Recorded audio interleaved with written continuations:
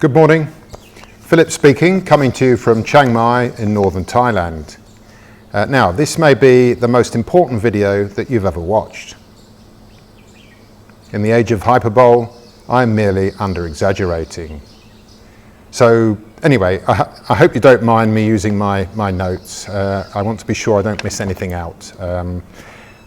So yes, I'm going to be talking about this super amazing skill, and it's absolutely amazing on two counts, one positive, one negative. Firstly, it's the single most important skill, single most useful skill needed by humans in the information age. I call it the mother of all skills. Learn this skill and you can learn any skill. Incredibly, the second amazing thing is that schools and universities don't teach it. It's amazing, but I do. I've been teaching this skill for 30 years to my language students and my language teacher students. And in this video, I'd like to give you the full lowdown on this skill. As I give you the background and context and describe the situation behind the skill, see if you can guess what this super amazing skill is. But I don't think you will, because nobody teaches it. After the situation analysis and describing the problems that we have to overcome, I'll then give you an insight into my classroom and what this skill looks like for my students.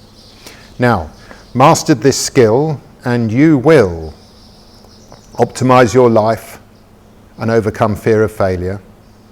You'll release your unique talents and inner genius and share them with the world. You'll reveal to yourself your innate inner beauty and power. You'll become an excellent listener and a confident communicator. You'll develop healthy relationships.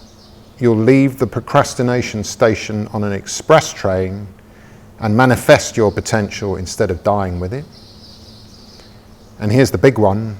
You will empower yourself and transform your life by your own actions and endeavours. Mastering this skill enables you to be the solution to all your problems and suffering. You literally become your solution. With this skill, you are the solution.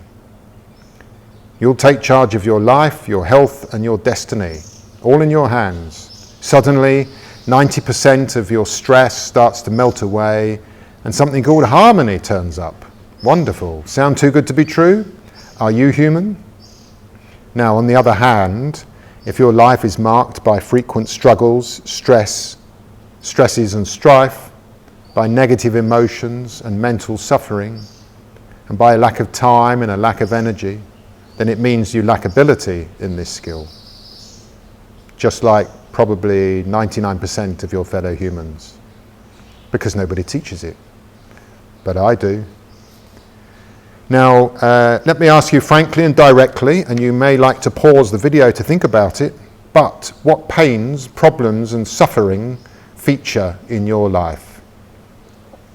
Do you ever feel a sense of being stuck, of never getting ahead? That something is sort of blocking you, stopping you? Do you find that good health, peace and happiness are elusive? Well, I can tell you that many people in all corners of the world feel and experience a whole range of negative emotions. I tell you this because I've spoken to and taught thousands of people. But typically, human beings experience anxiety, self-doubt, frustration, confusion, anger, unhappiness, apathy, depression, loneliness, not to mention the horrors of shame, guilt, and the crippling force of fear. Our modern world is materially plentiful, but it seems to be spiritually empty and psychologically lost. Our human essence, our beauty, our sense of awe, of curiosity, seem to be in a coma. Stress, conflict, confrontation mark our relationships. Disharmony is rife in human life. We humans are in a poor way. Why? Easy. We lack ability in this amazing skill. Furthermore, because we lack ability in this amazing skill, as I say, it's the mother of all skills, the mother of everything, we lack crucial self-knowledge. We lack confidence and inner drive. We have little self-belief. We're struck down by procrastination and crippled by fear of looking stupid or weak or vulnerable. Why, though? What went wrong? This is not the way humans are supposed to be. We've been given so much by the Creator, but it's like we've fallen out of love with ourselves. Why has this happened? Well, for me, this is the big elephant in the room, and the elephant's been getting bigger and bigger, and it almost seems to be bigger than the room. I never hear this discussion in society. I don't hear it from any corner at all, and so I'm here to bring the jumbo to you.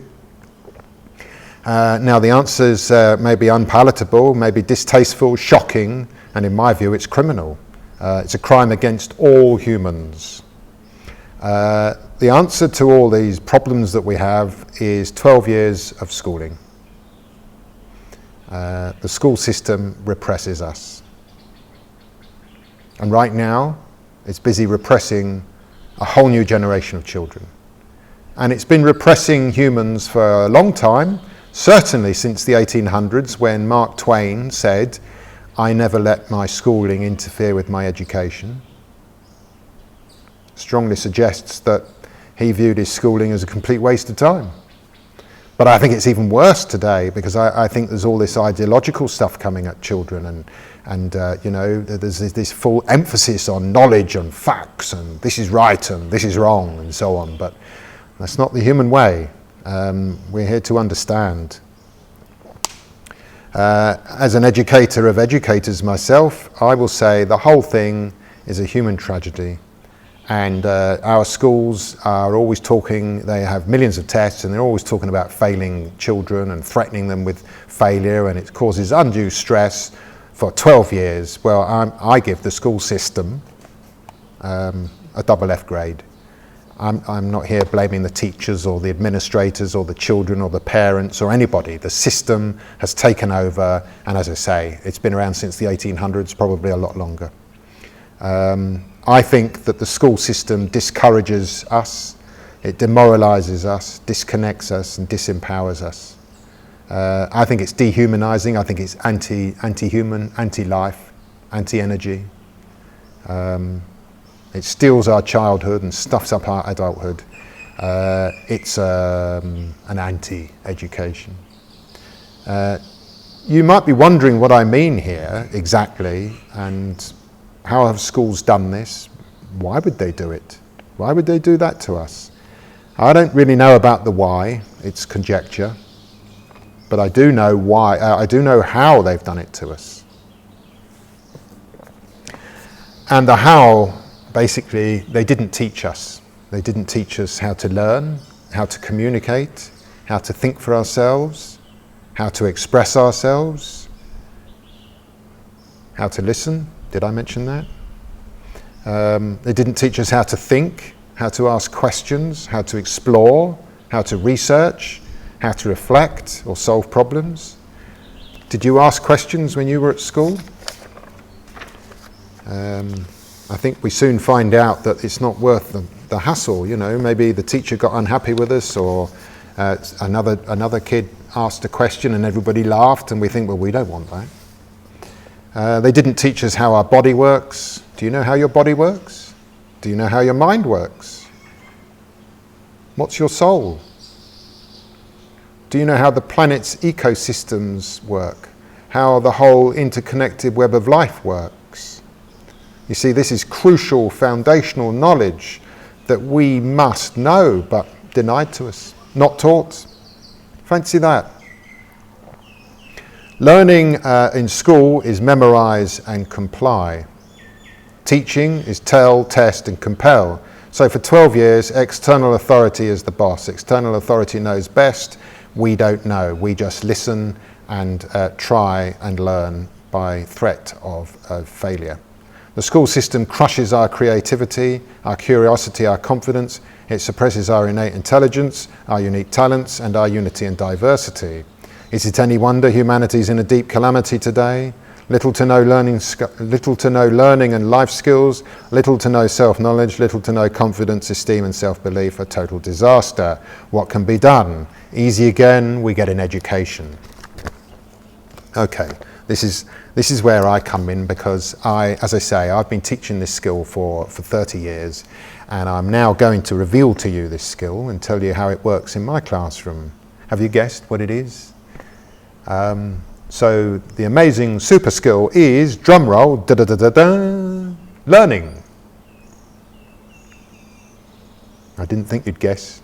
Now, learning is not just memorizing and complying. Learning is becoming who we are. It's finding out who we are as a human and how we connect with the whole world, and how to get on with our fellow humans, and not to live in conflict, but to live with compassion and consciousness. Anyway, in my classroom, and I could talk about learning for hours, but I don't think you've got hours. So I'll just briefly tell you the kind of learning that I give to my students, and then I'll let you know about the journey that I have lined up for you. So I use task-based learning, which is skills-based learning. All my classes have many tasks and activities, which puts the emphasis on the students doing things. You can't learn to cook by hearing somebody tell you what to do. You've got to do the cooking. It's the same with playing a violin, playing a piano, playing golf. You've got to do it. But they don't do that with learning. They just make you sit there for 12 years trying to listen and pay attention. When you don't pay attention, they blame you, even though it's so boring and irrelevant. Anyway, attention is the first. To be attentive is the first stage of learning. To be receptive is the second stage, productive is the third stage, and reflective is the fourth stage. And a real learning experience will encompass all 4 stages, and we'll just continue doing that for 12 years. And in fact, once you learn how to really learn, it's so joyful, and it improves our living experiences so much that you never stop. You will be a lifelong learner.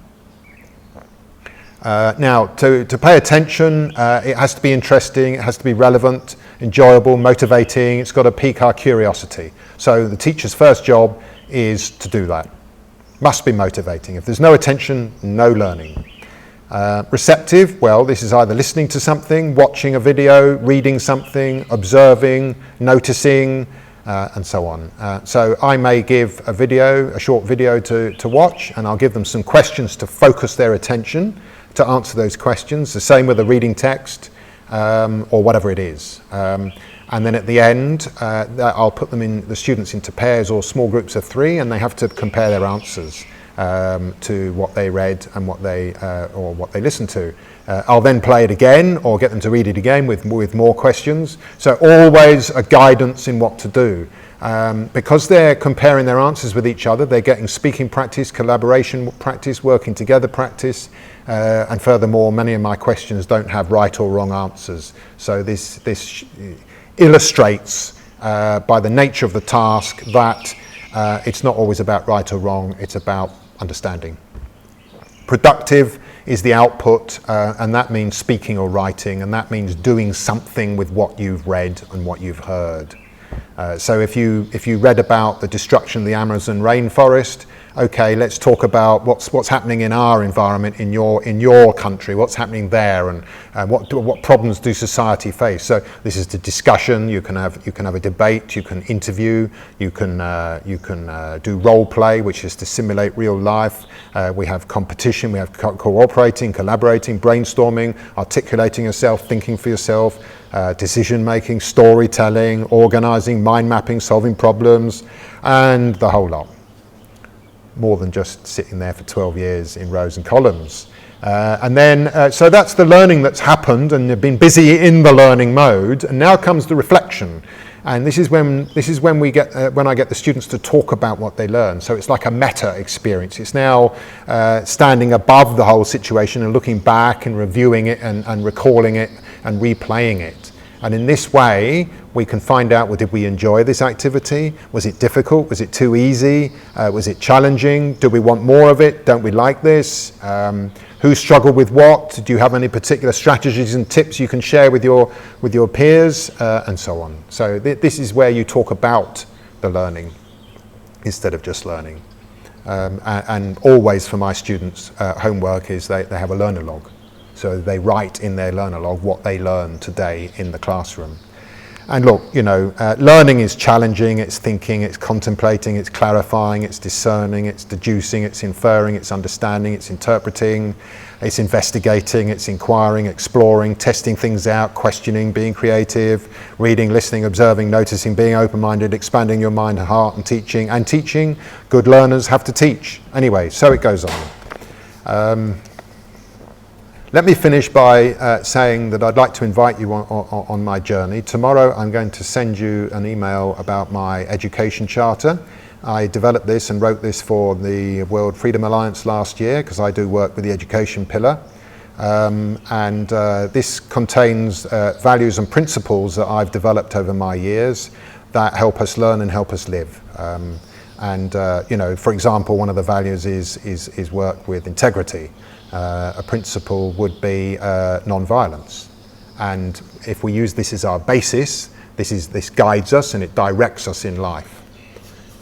So we have the values and the principles, and I will also write about the full situation analysis and the problems and so on that I've talked about today. And then I'll be bringing you some news about the learning courses that I'm developing, including my first online live learning course, which is a foundation in the learning skill, the communication skills and the problem solving skills. It includes health and wellness knowledge because that's essential. We can't learn if we're sick.